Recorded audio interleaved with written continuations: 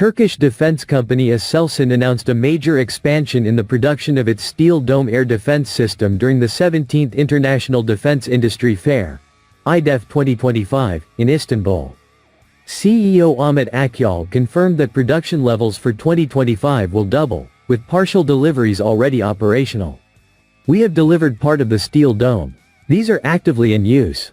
We want to increase these numbers," Akyol said, outlining the company's current momentum. "This year we will deliver twice as many products compared to last year.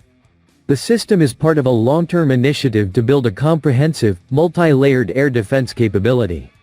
We are developing systems that will add new capabilities to the system. We are striving to operate in an integrated manner," Akyol explained.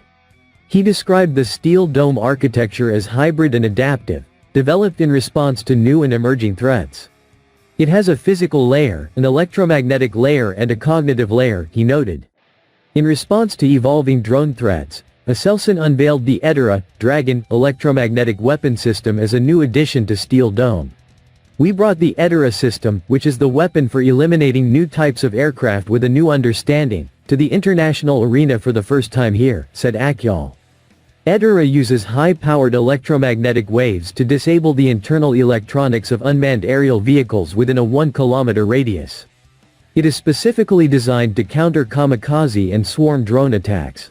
ASELSAN also presented further additions to the Steel Dome suite, including GURZ, a short-range unmanned air defense system with AI capabilities, and TURAN, a tactical communications platform.